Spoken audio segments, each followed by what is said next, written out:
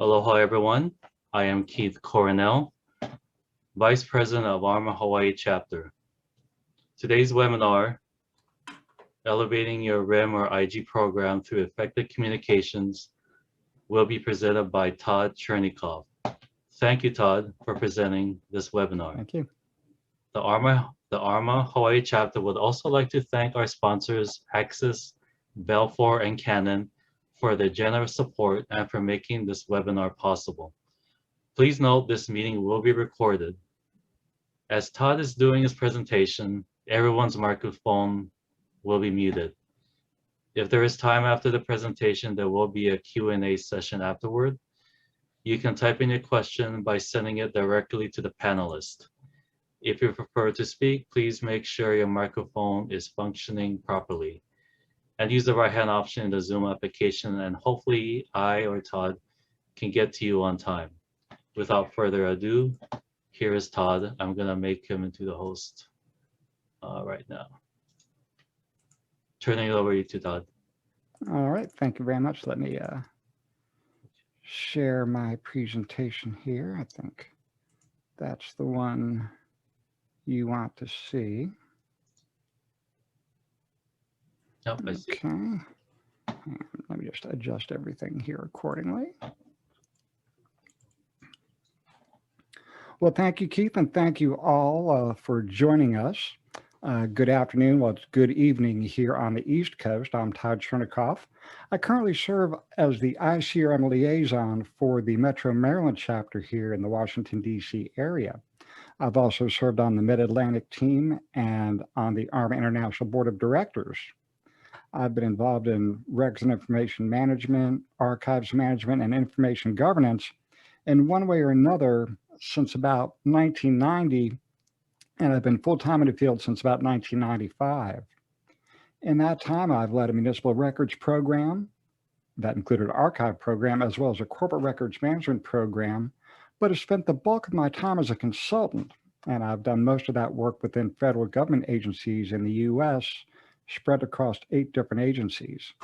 I've also worked with a number of private sector organizations in the U.S. and abroad, and about 2 years ago, I moved back into the corporate records management realm, joining the Records and Information Management team at Navy Federal Credit Union.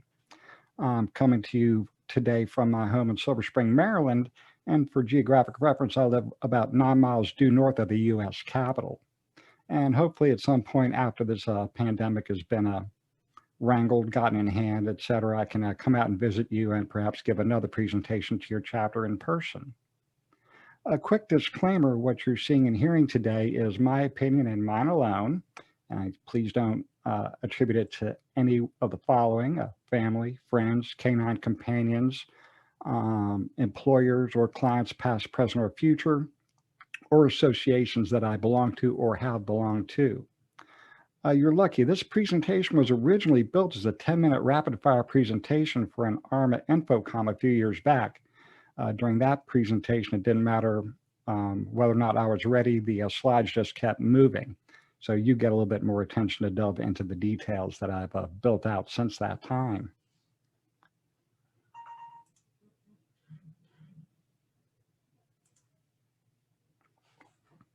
So this afternoon's learning objectives are pretty simple. After this session, you should be able to gain a basis for taking your program to a more mature standing, identify certain messages the stakeholders in your organization can gather around, identify how your organization's leaders can support you, and be able to find tools and resources to help make this happen. So each of the upcoming 12 topics or slides has a picture or pictures with it that tell a story. I'll sort of relate those along the way. So let's get into it.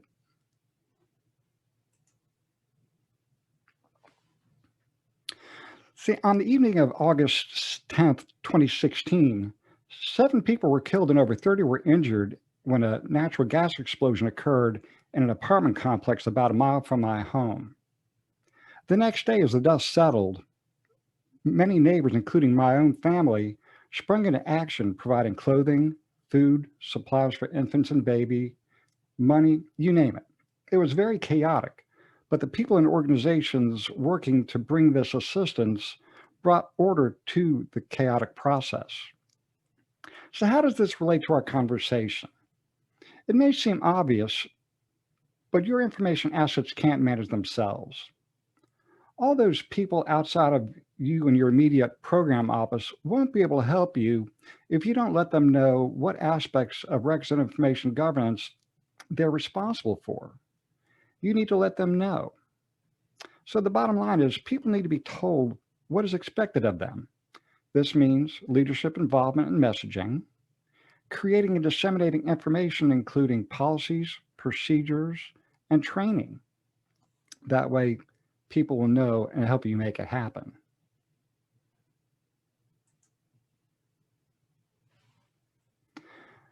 This is a wonderful pie. It was a very tasty pie. My wife made it for a special occasion. It might have even been Thanksgiving a few years back. And she used a recipe. So, it may seem surprising, but you're not the first, second, or even third person to lead or help lead a RIM or IG program. There are copious amounts of publications on best practices out there and hordes of principles and standards out there as well. There are all sorts of sources for laws, rules, regulation, and other guidance. You might look at, if this was a public sector situation, you might look at the National Archives and Records Administration, your state's library or state archive organization, the International Standards Organization, ANSI, and similar organizations, as well as networking with your peers. I took a quick look around my computer directories recently and found 20 different standards or best practice documents that I'd acquired over the past several years.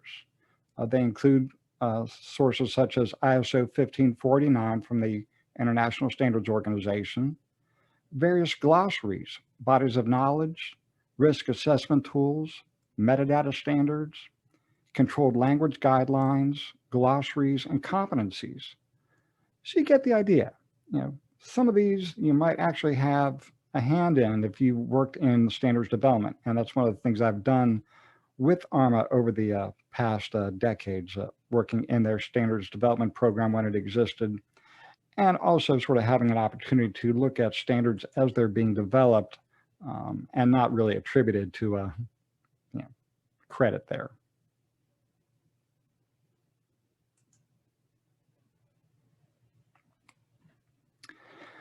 So we've been living in this house about 22 years, and we bought it from the original owners. When we bought it, in the basement, there was this about 8-foot long and 5-foot tall blue wooden shelf that the previous owner had built. And it had come time for it to leave us. It was doing us no good. It was taking up more room and not really being an asset to us. So, as you see, the tools here, mini hammer, reciprocating saw, pry bar, electrical cords, hammers, I put them to use, making sure that I was able to get this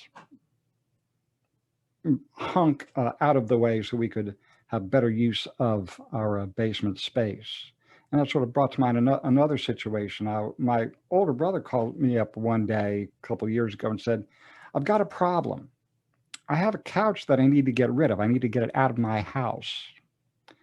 But when we got our new front door, the couch won't fit out this new doorway. It was thinner than the old doorway. So I had to get some tools together and help disassemble a couch so that it could leave the house there. So you know now how to look for resources to help you develop and improve your program. So what's the next thing you do? You use them. You use them to craft framework for your program. You can use them to create policies, create processes, use them to unify records management and/or information governance across your organization. Uniformity and the use of known standards and practices will only make your program more defensible and more productive. Once you find these resources, don't ignore them. They're your friend. You can and you should refer to them early and often. but beware and make sure that you keep updated, because standards and other publications do change over time. You might find books that are useful, guides, example or template policies, example procedures, standards. You'll find them in video form, webinars like this one, attending conferences, seminars, etc. are all places that you'll find tools that you can use to make your program more effective.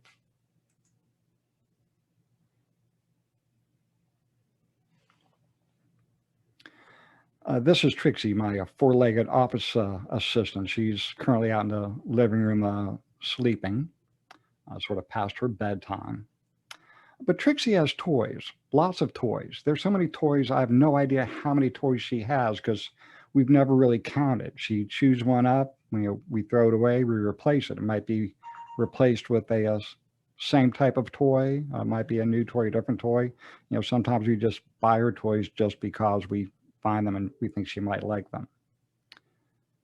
But on the other hand, it's hard to manage what you're not aware of. So what do we do in records and information governance programs? We take inventories. It's not rocket science, and it doesn't have to be 100% accurate. Just getting a better idea of what you have sometimes can help you improve your program. There are many ways you can do this, and I'm not sure what your organization is capable of, but I'm sure you are capable of creating an inventory process to make it happen so that you can have a better grasp.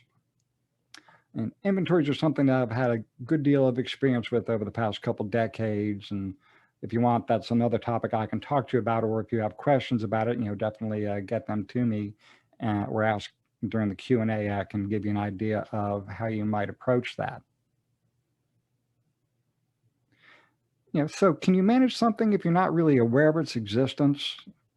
I don't think that's really a good idea. I don't think that really works. But once you've conducted a reasonable inventory, it's easier to do it again and again and again, because you and I know that our assets and any assets within an organization, be they physical or electronic, change constantly. But inventories cannot and should not be expected to be perfect, as I said before. And you only need a reasonable inventory as a basis on which to improve many aspects of your program.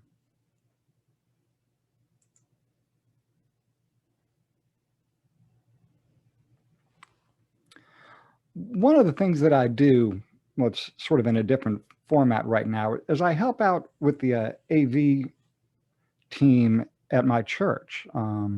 And we still stream our services live across the internet on YouTube, but we used to do it in person. We'd have two services, one at about 9 in the morning and another at 11 o'clock in the morning. And one Sunday morning at 10:55, the blue screen of death appeared on the audiovisual computer up in the choir loft. And the first words on the blue screen of death are, "A problem has been detected." Seems apt for such a thing. Most of us don't read it, but I happened to read it that day as I was struggling to get things back in order so that we could broadcast our services that day. So how does this relate to our records and information management programs? Not only should you not hide deficiencies that you find, such as a problem has been detected, you should make those deficiencies known. The sharing of knowledge regarding problems with your records and information management or information governance program can help avoid bigger problems down the road. And in some cases, it can lead to the allocation of resources to help solve or at least mitigate those problems. Your leadership cannot help solve problems that they're not aware of. They control the funds as well as the sources of authority to back you up. And in most organizations, the bosses are ultimately responsible, so it's in their best interest to be well informed of what's happening in your records and information management program. And typically, corporate leadership and up and down the chain, they do not like surprises. So if you find, those problems that exist that are going to affect things up and down the organization, you need to make them known.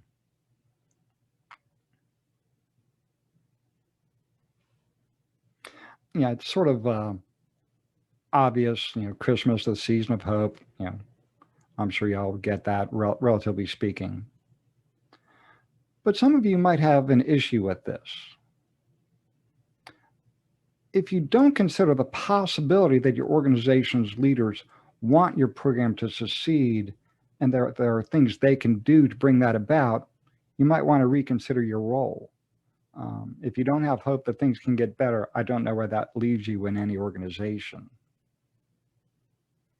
But again, it's in your best interest and interest of all those people involved that you create the best possible program to manage your information assets.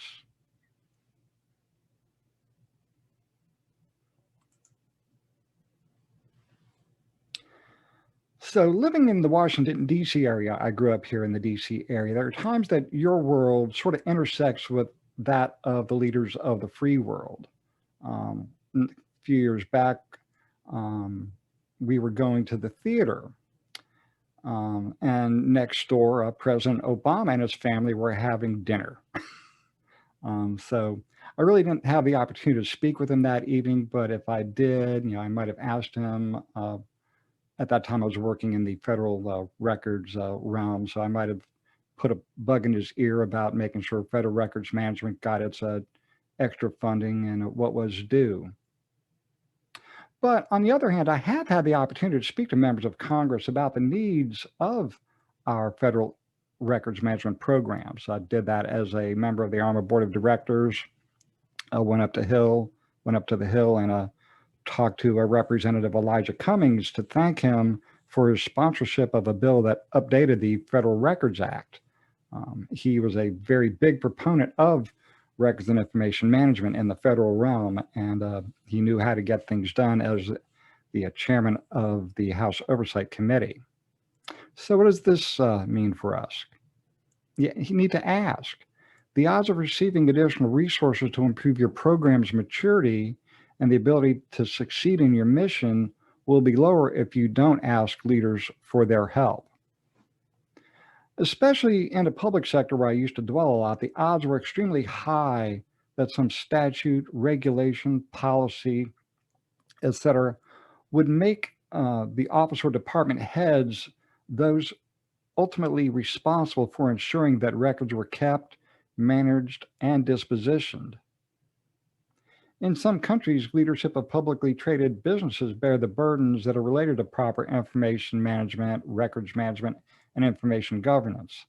We see that sort of here in the U.S. in the Sarbanes-Oxley Act, which put an onus on corporate leadership to make sure their financial audits and such are proper, are done right, are attested to, etc. So now that leadership has your attention and you have hope, the next step is to ask them for the help. So be prepared to plead your case. Gather detailed information. Know what your options are. Craft your business plan, your proposal.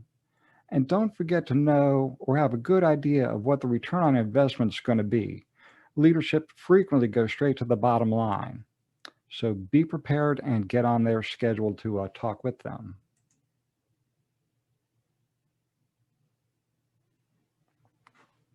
A couple of years ago, we had the extreme pleasure to go see U2 at FedEx Field here in the DC area. So Bono, the lead singer of U2, sings a song, and there's a line, "I still haven't found what I'm looking for," and that's from the Joshua Tree album. It describes a spiritual yearning or a search. He knows what he's looking for, but hasn't quite found that thing. So earlier I said you need to know about what information assets exist within your organization. But that's only part of the journey. You also need to know about how those assets are being managed. So how do you do this? You conduct program assessments, or you facilitate self-assessments within the various components of your organization so that you can use those to determine what the maturity of your program is and what are your program's abilities and competencies, and perhaps those of the people who are managing records and information across your organization. So as with knowing your information assets through inventories, you need to know the state and maturity of your program. You may need to know this for various levels and components within your organizations. Within federal agencies, they do annual assessments, and in some departments, it's just the main department reporting. And in some cases, let's say the Department of Health and Human Services, you have the headquarters office reporting, but you also have the components such as the Food and Drug Administration or the Center for Disease Control and Prevention, CDC. So you want to know how things are working at the different levels and components. There are many tools and processes you can use to make these determinations. There are commercially available assessments. You can find that assessments within ARMA, AIM, or other organizations. Again, if you're a federal agency, you can look to NARA for help. Or if you're, let's say, a state or local agency, perhaps you're a state archives or state library or state records management authority has assessment tools they can let you in on.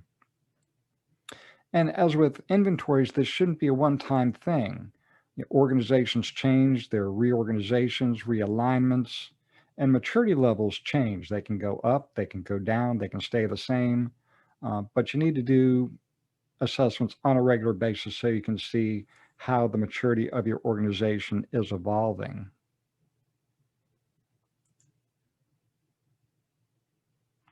So Trixie makes another appearance here, and this is Jim Henson and Kermit the Frog. Jim Henson went to the University of Maryland, where I'm an alumni, and his university is just a few miles from where I live. So Trixie and I were driving through and took a stop there and sort of visited with Jim and Kermit. So, and here it seems that Jim is offering Kermit a helping hand. So what does this mean? You can't ignore the parts of your organization that need help. I've seen organizations large and small where the program maturity can vary widely. And it's really easy for you to train your focus on the people in the programs who are being successful. But you really need to reach your hand out to those in need, to those parts of your organization that may be struggling. Don't ignore them. And they'll be happy, and you could be happy too with improvements that might happen in their part of the organization. So staff all across parts of your organization, they may or may not even know that your program exists. I've seen this firsthand. I was once working on a project to assess the electronic information needs of a bank in South Africa. And when I asked the clients in their IT department if they'd ever, heard about or know, who's in charge of records management, they had no idea. And this is a multinational bank in across the African continent. No idea who was in charge of RIM, what was going on, if there even was a RIM program. Well, the first thing that came to my mind as a consultant is, hey, here's an opportunity to get some follow-on work and really help them out. It was, again, also sad that a bank this size, might not be looking out for these related areas. But after a little bit more searching, and actually months of searching and months down the road, I actually was finally able to get in touch with people who were in charge of records and information management there. And I was actually able to ascertain that they actually had a very well organized records management program. One of the last things I did working with that client was to get together with the records manager and their assistant and for cocktails in a really nice bar at a really nice hotel in Johannesburg, just as I was literally getting in the limo to head to the airport to go home and end the project. But it was really good to understand that they did have a program. But on the other hand, it was sad to see that they weren't making their presence known. One of the things that I'm doing currently at Navy Federal is working on a corporate awareness program. The RIM program at Navy Federal is actually very young, couple of years compared to the like 80 some year history of the whole organization. But making sure that everyone is aware and that you offer the needed help to everyone will definitely do well for your program.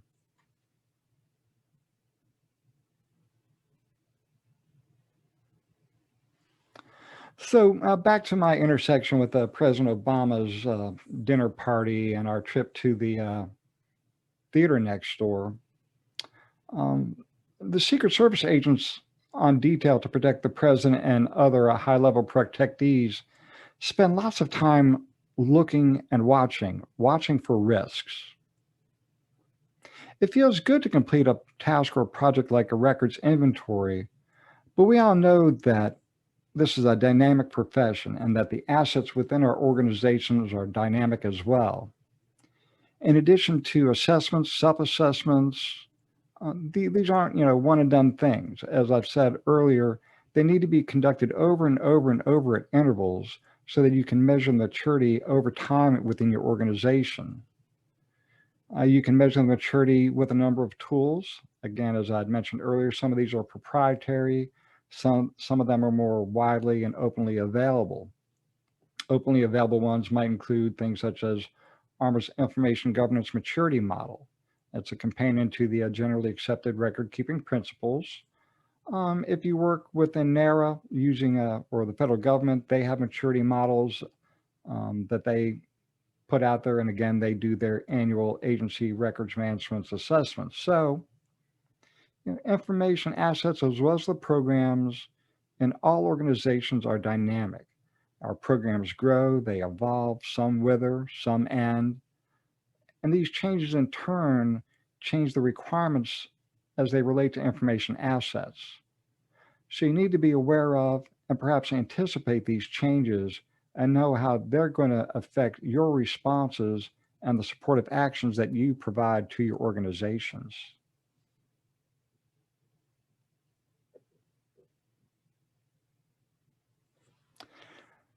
Over the last couple decades, I've spent a lot of time at conferences and seminars, some close to home, some a bit farther away, but learning what's new. Sometimes it can be a hectic thing. A few years back, I made a presentation at the ARMA InfoCon in Anaheim. Turned around after the last sessions were over there and took a red eye home from LAX to BWI, and landed about 5 in the morning on Thursday. Got home about an hour later, and I was in the air again by 1:45, heading to Virginia Beach to present the first version, not the rapid fire version, but the first sort of full version of this presentation to the Virginia Association of Government Archivists and Records Administrators at their annual conference.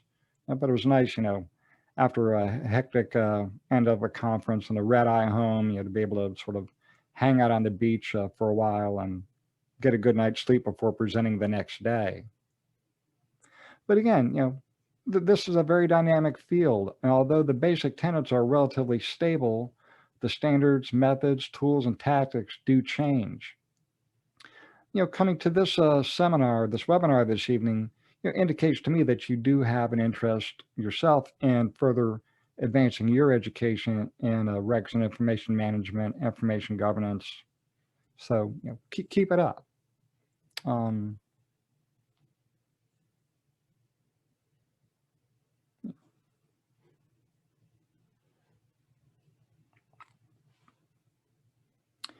So in addition to attending these conferences to learn, I spend a lot of time talking to groups at conferences and at local chapters like yours from this organization as well as other organizations I'm involved in, helping to share my knowledge and experience with others.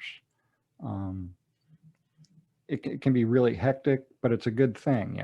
Traveling sometimes, really gets to be a problem. I used to travel all the time for work, and now not as much. But you know, this year I've given so far a couple of virtual presentations. I'll be speaking at the Merck conference in May. Plus, who knows what other opportunities might arise. And again, hopefully, after this pandemic dies down, there's a lot of cancellations and postponements I got to catch up on. I'm just waiting. So don't hoard what you've learned. Please share it up and down the line. Odds are that very few, if anyone, within your organization doesn't hold some stake in records and information management. So even if you don't create and manage information, your organization holds information about you. And that's the one thing I make clear when I work on awareness programs, is that just because you're not specifically detailed or assigned records management duty, you want to make sure that and know that the information that your organization holds about you, let's say HR records, for example, are being cared for, managed, collected, processed, and dispositioned properly. So as important as it is to keep your education current, it's almost as important, and even perhaps more important, to inform and educate others regarding their responsibilities in the area of managing your organization's information assets. The better informed and educated the staff is within your organization, the easier your job is going to be, the better able your organization is going to be to comply with its responsibilities, let's say legal and regulatory wise.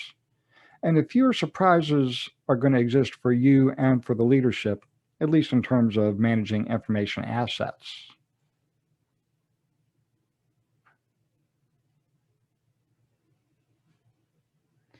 I talk a lot about travel in these presentations, and as nice as it is to visit the small, medium, large cities and towns that I have across my career, having been across the U.S. and back many times, and taking a few business trips to other countries, it's nice to really get away to peaceful environs. A couple years back, two subsequent summers, I guess 2018 and 2019. My family was able to join some of my wife's relatives at what they call the Green Cottage in Keene Valley, New York. It's in the high peaks wilderness of the Adirondacks, about halfway between Albany and Montreal, about a half hour east of Lake Placid. My wife's uncle's family has a history in the town and owned property nearby. And this cottage, it dates back to the 1860s. There's no heat, and the temperature can really get cold late in the summer when we've been there. There are few creature comforts, but in addition to being able to be away with family, provides the opportunities to have little bonfires, roast your marshmallows, look up on a clear night and see the Milky Way, something that I definitely can't do here in the DC area. Just too much light pollution. And take a walk or two or three in the woods. There's a trailhead that goes on a trail up the mountain close by, and we've walked up and down parts of that on many occasions. My wife's 80-some-year-old aunt, who put the walking sticks in her hands, it's hard to keep up with her. So, but it's really nice to get away to places like that. And again, so to get ready to wrap things up, there's a few things that I'd like to leave you with. And if you're interested, you can send your email my way, and I can get you things such as job aids with these 12 points, some basic list of popular standards, practices, and things like that I've mentioned, and a list of examples of tools that you might employ within your organization.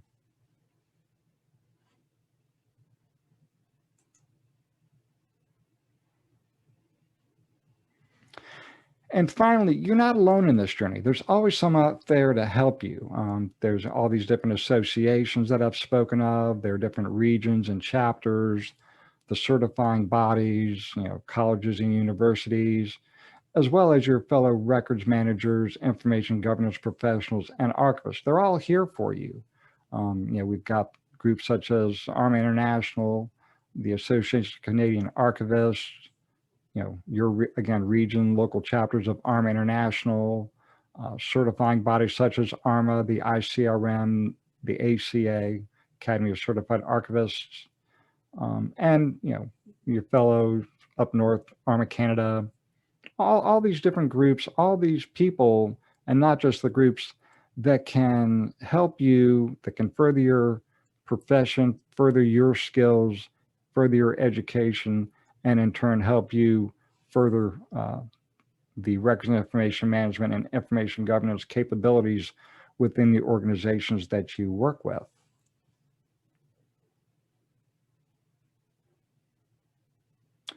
So there it is. I hope I've been able to help you elevate the abilities within your organization, your abilities, those of your stakeholders. If there's anything that I didn't get to here, please let me know. Again, I'm quite willing to stick around for a while and take questions. Email me. My email address, my Twitter handle are here, so you can follow or send information or just keep track. So thank you very much.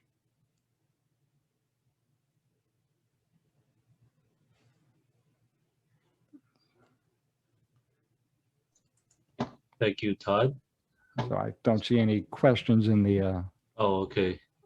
in the Q&A panel yet. Oh, panelist. I don't see anything right now. Anybody raising their hand? I don't see any hands. No. Oh, hold on. I think I Wait. see one hand there. And something in, okay, something in the chat here. Yes. I see Isabel waving. Oh. Hi, Todd. I hope you can hear me, since one of the most used quotes these days is "you're on mute." Hold on. My hand for now. Can you hear? Can anybody Yeah. Can anybody hear? You can hear me. Okay. I can hear you, Keith. Okay. Todd, I wanted to ask, thank you for sharing all this wonderful information. Elevating my RIM program. What if you don't even have an established RIM program? Where do you even start? Because there's so much information out there.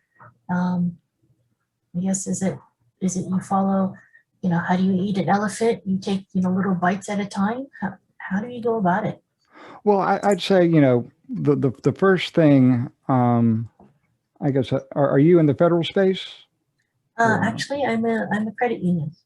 Oh, credit union. Okay. Yeah.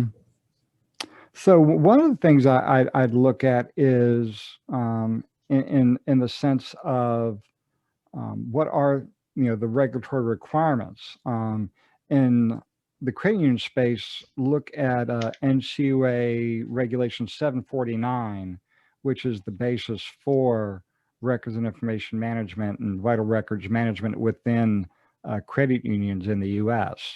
So that's a good starting point.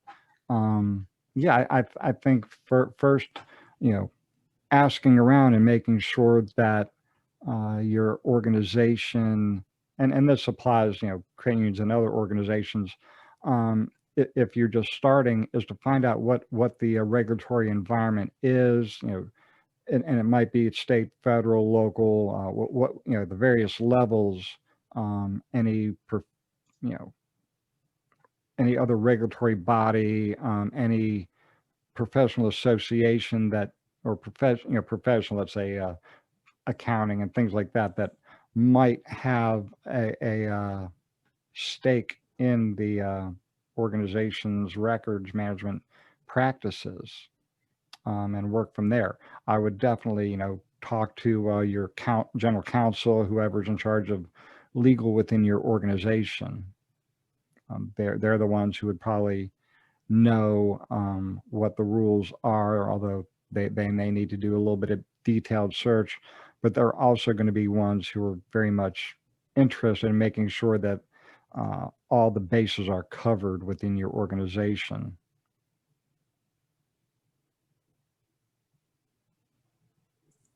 Thank you so much. And email me, or get a hold of me, and I can hopefully point you in some better, more detailed direction.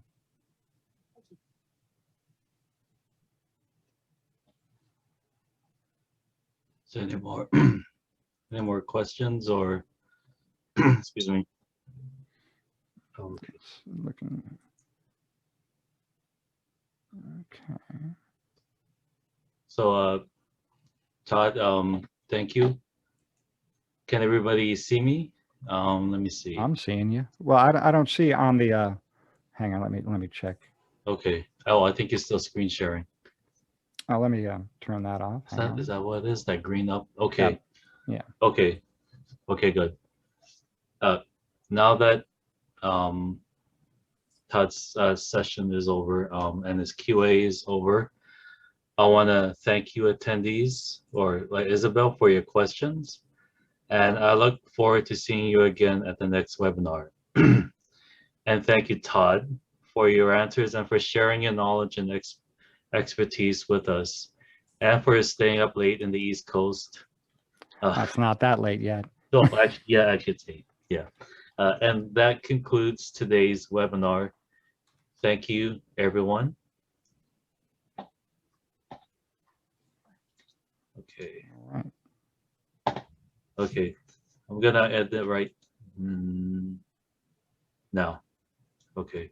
Oh, Todd, I'm gonna send you the link of Okay. the file. It's recorded, Right. so as soon Okay. as it uploads, I'll send it to you. But thank you again. Oh, And not a we problem. can have you again. So I'm Okay. gonna end this webinar. Have All a right. good evening or good day, everyone. Thank you. Yes. All right. Talk Thank you. later. Thank you. Bye. Bye.